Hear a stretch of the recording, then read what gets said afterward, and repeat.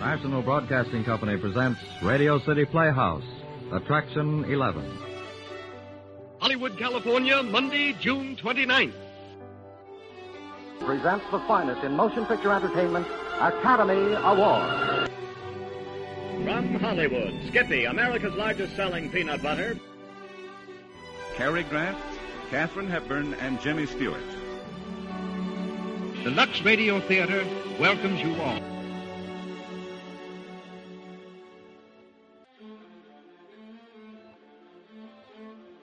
Hello everyone, and welcome to Drama and Theater, brought to you by Dwayne Old Time Radio. Before we get to today's drama, if you enjoy what I'm doing, let me ask you to subscribe to my channel. Subscribing is 100% free, and you will receive notifications on new posts. Lastly, if you have a moment, write a short 1 or 2 sentence review or give a rating on your preferred podcast service. A positive review or rating would help me out a lot. And now, on to the show. Oh yeah, and thanks for your support. I really do appreciate it. This week we have Hollywood Star Playhouse. The drama is titled Later Than You Think. This drama aired January 29th, 1951.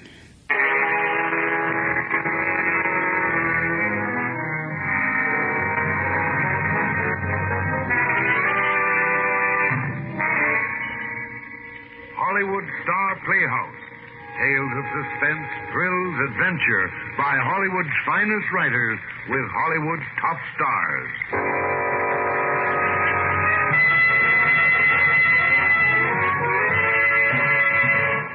Good evening, ladies and gentlemen. This is Herbert Rawlinson.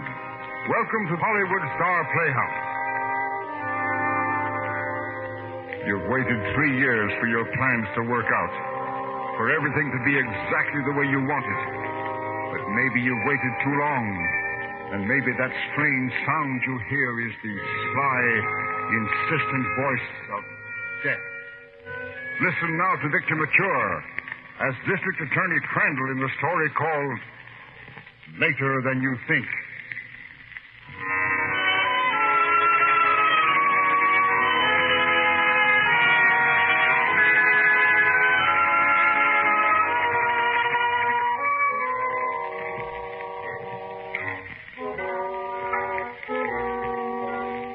It was 10 o'clock in the morning, and the day was barely getting underway.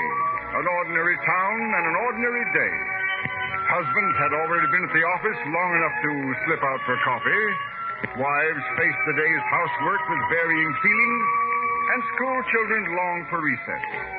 Temperature, 68. A light winter haze and no wind. Normal. No excitement. But sometimes even at 10 a.m. can be later than you think. The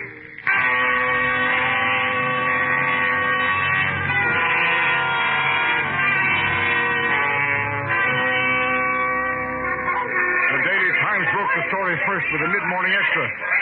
Read all about it. And the read all about it was right in the headline. Bail raised for murder suspect. Nick LaGrange to go free on $20,000 bail. Well, that started it. 10 minutes later, the excitement hit City Hall, and reporters from the other papers invaded the office of the mayor on the 3rd floor. All right now, boys, calm down. Hold it. We don't know who put up the bail. Of course, we do know the bond broker, but we don't know who actually put up the money. We'll find out, though. You can count on it. And LaGrange will be here to stand trial. You can count on that, too. The story had its biggest effect on the 4th floor, in the office of Crandall, the district attorney. I'll admit, frankly, I don't understand. I thought 20,000 was plenty high enough to hold him. But I don't know. Maybe I'd better alert the precinct boys. He may try to skip town. I doubt it, Chief. I think there's something more here than... Pardon me. Yes? Mr. Crandall, this is Lieutenant Gates. You wanted me to keep an eye on that girlfriend of Nick, Sybil Ross? Oh, yes. Well, she left the jail block, and she's upstairs at the impound office now, getting Nick's personal belongings cleared, I guess. Good. Look, Gates, stop her and have her come to my office before she leaves the building. It's important. The reporters weren't giving up. Leaving the mayor's office, they made a beeline for the elevator in the 8th floor and the cell of Nick LaGrange. boys, I always been a friend of the press, ain't I? If I knew who put up that dough, I'd tell you. But all I'm thinking about right now is just getting out of this lousy jail and taking a bath. Oh, believe me, DA's got no case against me, and he knows it. But down in the basement in the City Hall garage, something quite different was happening. Something that sent a phone call ringing its way up to the 4th floor. Lieutenant Gates, Chief's office. Lieutenant, this is Barney down in the garage. Yeah, Barney, what is it? Well, you better come down here. I just found something. Well, you better get down here right away.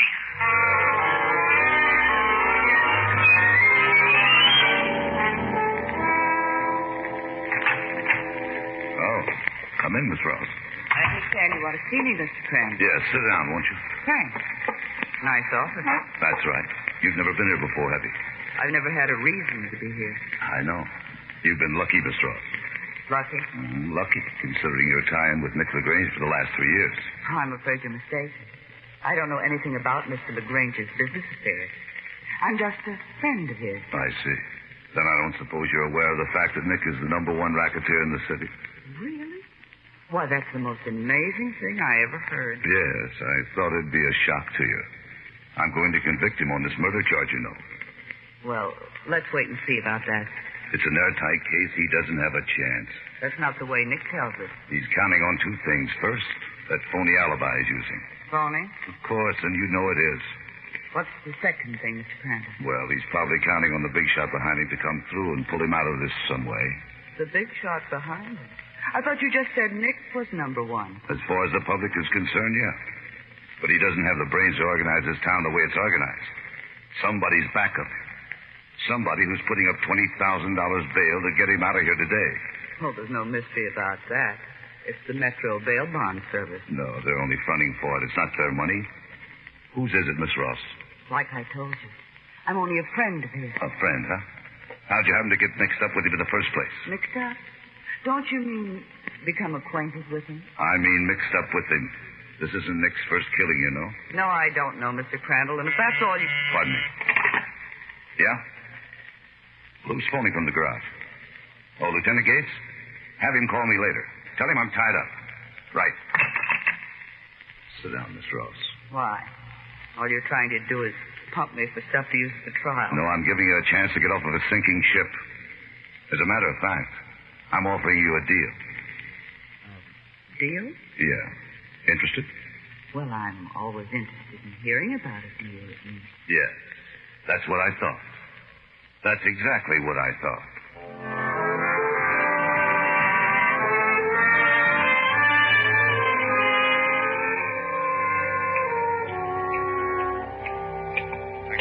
I can't get through to the DA. He's tied up right now.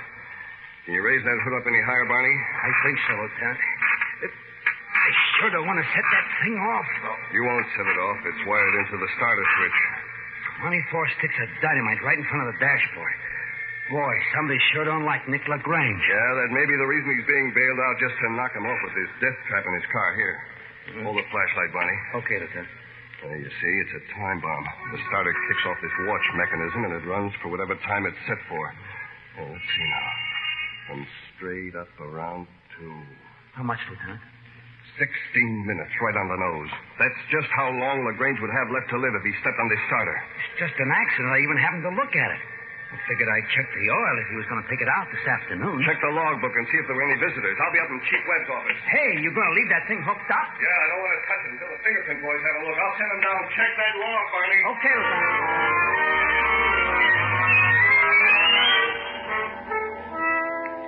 Well, go ahead, Mr. Crandall. I guess it's up to you to do the talking. All right. Then let's talk about you for a moment. Sure. Why not? Still dancing out the Blue Angel? That's right. You ought to catch the act sometime. It's not bad. I know. I've seen it. Oh?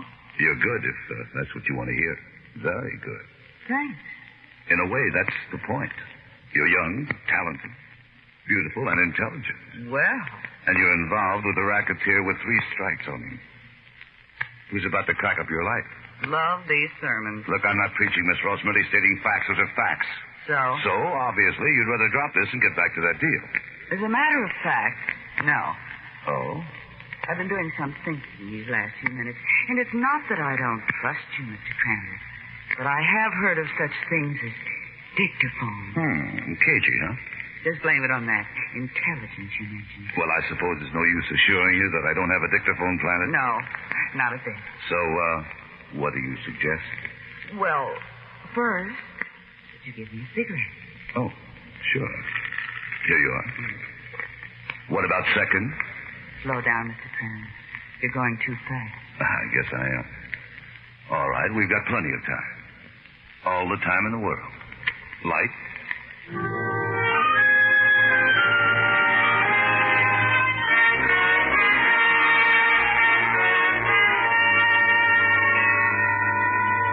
Good Lord, Gates. And right here in the courthouse. Yes, sir. That'll look great in the papers. Does the DA know about it? I tried to call him, Chief, but he's tied up. Well, I'd better get the mayor on it right away. Miss Woods, get the mayor for me. Then call the jail and have Nick LaGrange brought down here right away, huh? Right. What good is LaGrange going to do? He certainly didn't plant it. No, but he may do a little talking when he finds out somebody's put him on the spot. What about fingerprints, Gates? Did you call the boys? Yes, sir. They're getting on it right away. I told Barney to check the logbook for visitors. Of course, it could have been planted. Chief Webb? Oh, yes, Mayor. Something just broke into LaGrange case, and I thought you'd better... Gates, will you get that to the phone? Yes, sir. Yeah, we found a time... Gates speaking. Nick LaGrange's What? car. Already given... Oh, no! Oh, no. What's the matter? Chief, it's Barney down in the garage. He was in the office checking that log, and Nick's girlfriend, Sybil Ross, came down and took that car out. What? And not only that, but the DA's with her, driving it. The DA? Chief, unless we can find him, they've got exactly 16 minutes. No, by heaven, 15 minutes. Just 15 minutes more to live.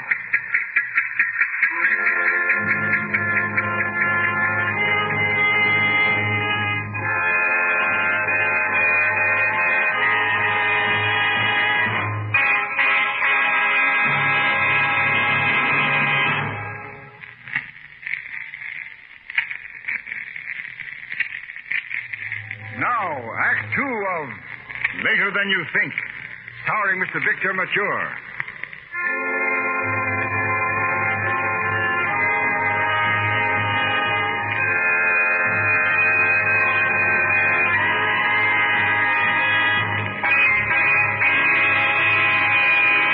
I'm telling you, Chief, so help me, I don't know nothing about it. No, of course not. I suppose you didn't even know Sybil Ross was going to take the car out. Yeah, it's a fact. I knew when she left here she was going to get the keys from the clink. I didn't know she was going for no ride with the DA. LaGrange, who put up that $20,000 bond? Mayor, I ain't got the faintest idea. It was your boss, wasn't it? Boss? What boss? Probably the same guy that planted that bomb in your car. Wanted to make sure you wouldn't squeal on him at the trial. Yeah, there's no boss. As far as I know, I ain't got a single enemy either. So help me, boys. I don't know nothing about it. Ah, for the love of... Any luck yet, Lieutenant? No, sir. We got all the radio cars on it now. The sheriff's along with ours. They set roadblocks on the main boulevards. They're working their area street by street, but so far no luck. What about the local radio stations? Did you call them? Yes, sir. Yes, sir. They're breaking their regular broadcast right away, starting to make emergency announcements. How much time do we have left? Not enough, Mayor. Just 12 and a half minutes. 12 and a half minutes.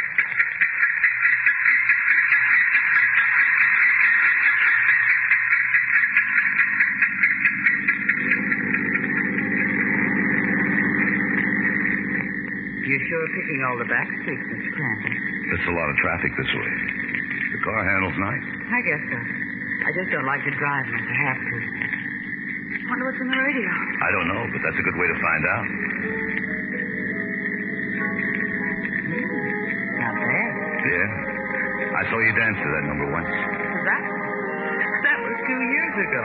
Boy, what a memory. For some things. I see. You know, I'm wondering something, Mr. Crandall. Just how much does this deal involve me? Why, it involves you entirely. What do you mean? You know what I mean. Yes. I guess I do. Well?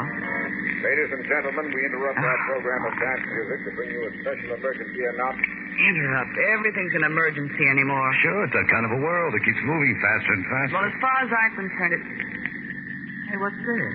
An alley? No, a service road. It leads up back of the reservoir. It's a good place to stop. Out of the way. I can't drive and talk at the same time. You're right. The world is moving faster. Hmm? Those were some of the boys from your police department who went tearing by. Oh, they're after some speeder, I guess. You know, one of these days they might be chasing around looking for you. Looking for me? Why? Oh, to bring you in on a perjury charge, for instance? Perjury? You're crazy. What about Nick's alibi? Aren't you planning to claim he was with you at the time of the murder? Are you saying I'm a liar? Of course, I know where you were and what you were doing, and you weren't with Nick. We're pretty thorough, Miss Ross. It doesn't look too good for you. Which brings us right back to the question. Why are you so concerned about me? Because from the first time I ever saw you, Sybil, I've been head over heels in love with you. You've been awfully quiet about it. I had to be. But I'm good at waiting. Waiting until you could send Nick to the chair, is that it? Nick's going to the chair because he killed a man, no other reason. And you? Look, Mr. Crandall, I think it's about time you laid this whole deal right out on the table. Wait till we stop. We're almost to the reservoir. The world may be moving faster, Sybil, but we've got plenty of time.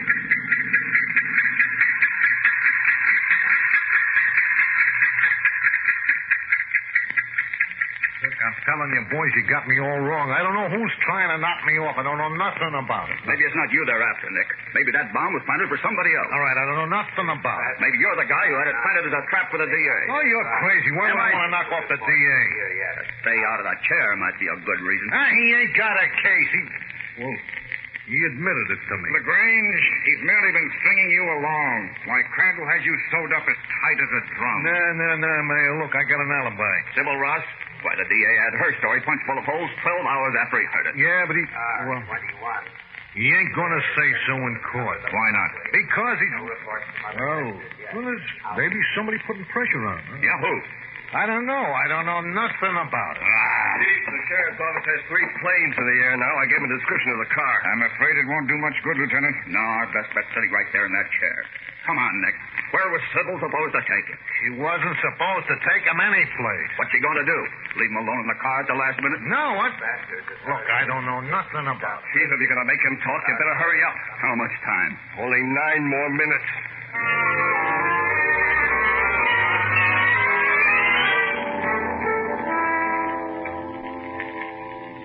It's nice up here. It's like being in the country. Yeah, it may seem like it. Actually, though, we're only about 3 miles from the city hall. Mm-hmm. Even smells like the country. Is that the reservoir up behind us there? Yeah. Sybil, do you realize how lovely you are? I think maybe we'd better stick to business. All right. Then suppose we talk about your intelligence. You've mentioned that before. 3 years ago, Nick LaGrange was nothing but a small-time gambler, a strong-arm boy. Then all at once, he started to work angles, pull off smart deals, plenty smart, some of them. And he organized the town. What's that have to do with me? Just this. Nick didn't suddenly acquire a new brain 3 years ago. But he did meet you. So? Are you claiming I'm the one who plans the move to Nick? Of course, am I right? What about this murder, then? You think I planned it, too? No, I'd say Nick thought that one up himself. That was his mistake. As far as I know, you've never been actually involved in the rackets. You only did the planning. Do you deny it? I'll deny all of it later, you understand. Yeah, I understand. But for the sake of argument, let's say you're right. Let's say, too, that I'm willing to throw Nick to the lion. Then what... Hey, what's the matter with that plane? I don't know. Oh, it's just some moron showing off, I guess. Probably thinks we're a pair of necklaces. That's not a bad idea, you know. Is that part of the deal, Mr. Crandall? Suppose it is. Are you still interested? Sure. Why not?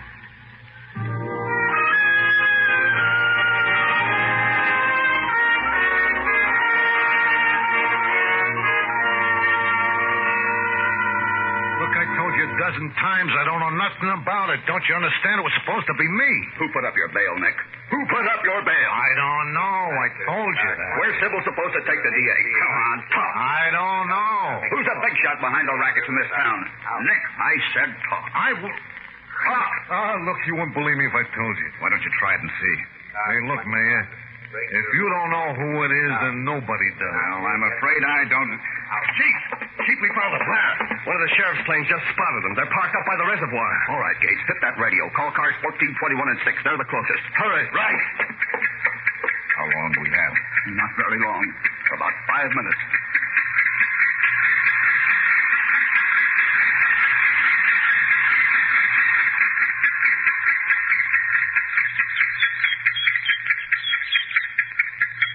There's no point in beating around the bush, Sybil. The simple fact of the matter is this. I need your help. Even with that airtight case, Mr. Crandall? Oh, it has nothing to do with Nick's trial. He's through, and that's that. Well, what is it then? With Nick out of the picture, the rackets are left wide open. I want you to take them over. You what? You could do it. You've been doing all Nick's thinking for over 2 years anyway. But you're the DA. How come you're telling me to... Oh, wait a second. I get it. Guess what? Pin boy for the district attorney. I set up the rackets and you knock them down. Great. Now, look, wait, Sybil. What do I get out of it? Donuts and coffee? What happens when the town's all cleaned up? Is that when little Sybil gets her ticket to jail? Oh, I can see you're madly in love with me. Now, look, take it easy. Oh, Sybil. sure, I'll take it easy. I'll just sit still and wait for it. I suppose you forgot about this big shot behind the scenes. Maybe he's got his own ideas about who takes over for him. What does that leave me? Right in the middle, right square between the boss and the DA. You must really think I'm a dummy.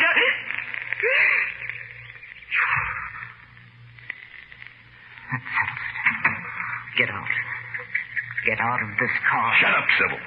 Shut up and listen to me. Give me a chance to explain the deal before you start blowing your top. Sure. I'll give you a chance. Go ahead. Try to explain it. I'll give you just 2 minutes, Mr. Crandall. So you better start and talk fast.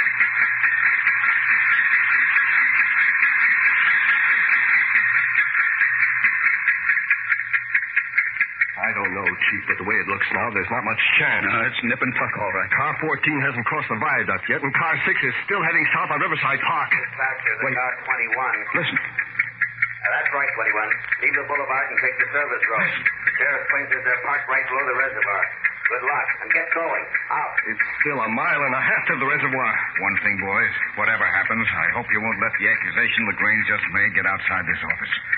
It'd be a fine thing if a newspaper got hold of it. Oh, sure, Mayor. He was lying, of course. No, I wasn't lying, Chief. So help me, I wasn't. Shut up, Nick. Oh, brother, the way I figure, there can't be more than 2 minutes left right now.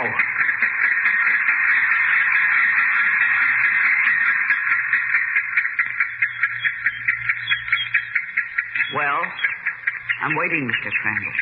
Go ahead and talk. Waiting is what you should have done in the first place. You see, I'm not interested in having you set up rackets to be knocked over. I want you to run them. You want me to run them? Why not? You've been doing it anyway. I've known all along that Nick didn't think up most of the schemes he brought to me. You did. Brought me? But then, the big shot. You. Of course, for 7 years. Nick never told you, huh? No, he could be worth his neck if he did. And all the time it was you. The DA back of the whole setup. It's a nice setup. It works very well. Aren't you forgetting something? What's that? Nick. He's through. I told you that. Oh, sure, without that phony alibi from me, he'll probably go to the chair, but suppose he does some talking on the way. He won't. You see, he should have been released a few minutes after we left the city hall. You said 3 o'clock this afternoon. I wanted to get you away so we'd leave you alone. A couple of the boys have orders to take care of him as soon as he leaves the jail. That's why I bailed him out. Take care of him? How? I never ask how in matters like this. The boys have their own methods. Well, Sybil.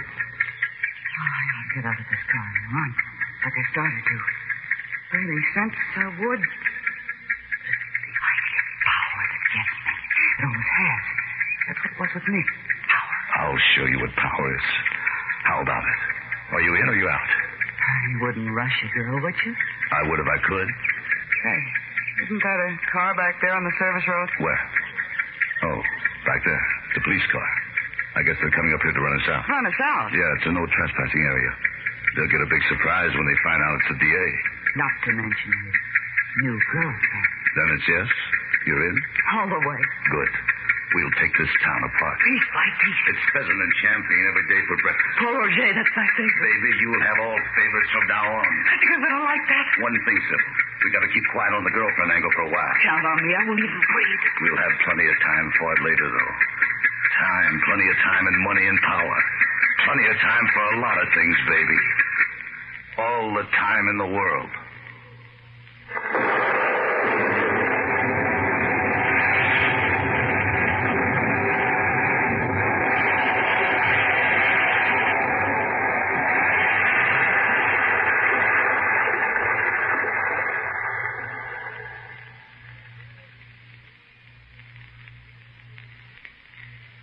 Thanks, Vic.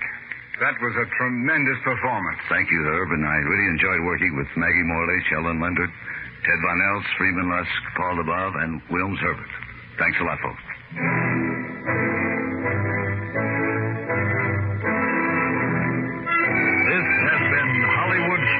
Playhouse, bringing you tales of suspense, thrills, and mystery. Written by Hollywood's finest writers and featuring Hollywood's greatest stars, the entire production is under the direction of Mr. Jack Johnstone. Special music was composed and conducted by Jeff Alexander. We invite you to tune in again next week at the same time for another exciting adventure starring the brightest names in the entertainment world.